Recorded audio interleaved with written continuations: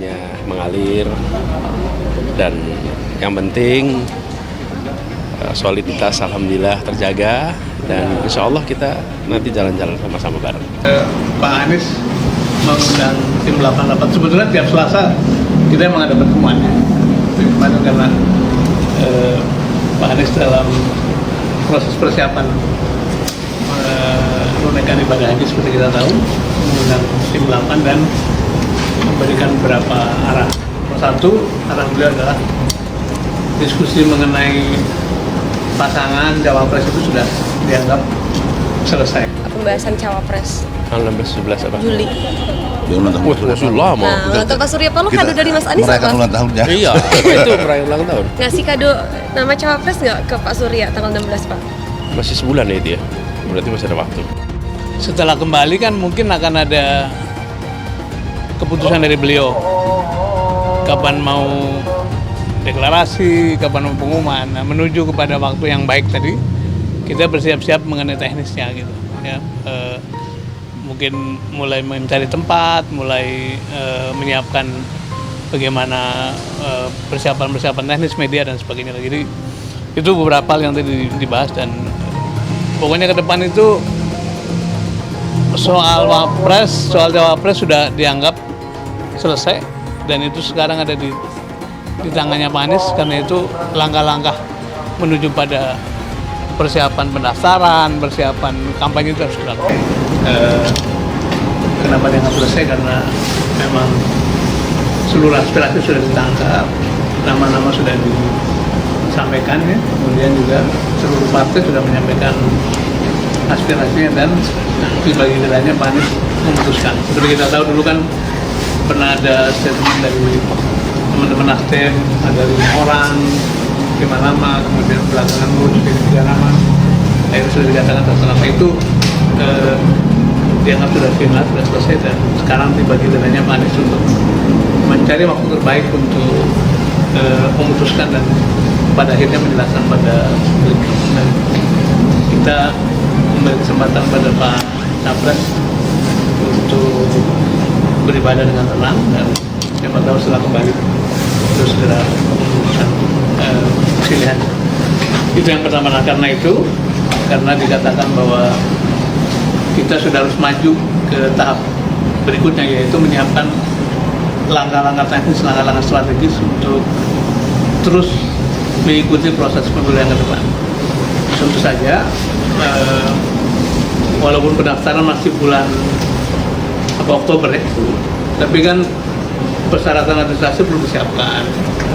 Misalnya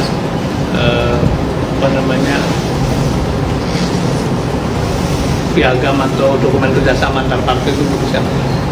Yang selama ini baru berupa piagam, nanti harus berubah menjadi dokumen yang disyaratkan oleh KPU. Itu memerlukan waktu juga. Yang kedua, siapa tahu setelah kembali dari haji, Pak Anies punya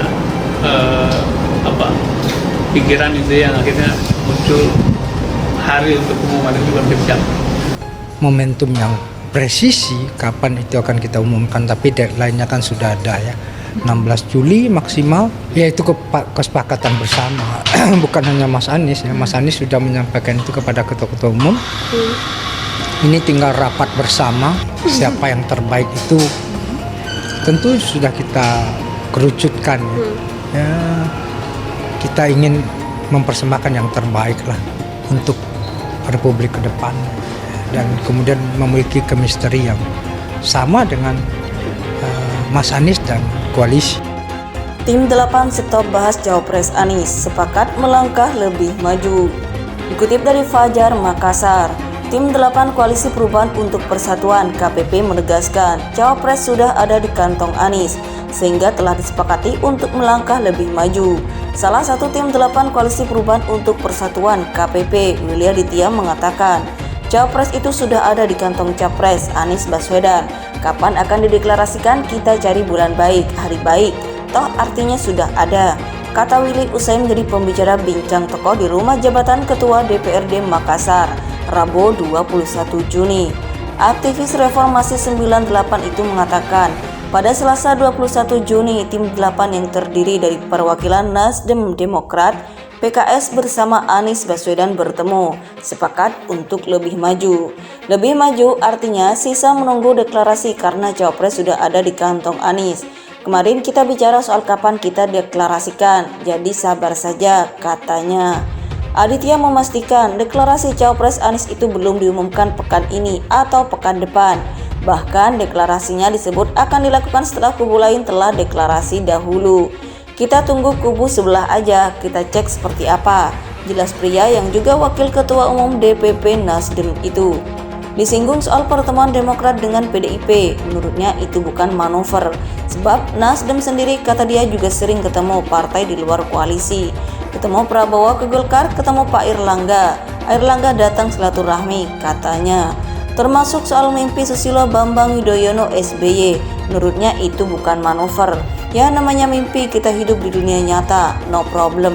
Kan satu kereta itu bisa dibayangkan tetap dalam satu spirit membangun Indonesia, tuturnya. Apalagi kata dia, membangun Indonesia itu tidak cukup dengan satu partai dua partai atau satu koalisi dua koalisi saja. Butuh bersama-sama membangun politik kebangsaan. Itu yang selama ini sesat pikir bahwa seolah-olah yang bertanggung jawab soal kebangsaan ini hanya partai penguasa saja. Semua kita bertanggung jawab, pungkasnya. Sehingga ia mengatakan sangat yakin KPP itu tetap utuh dan makin solid.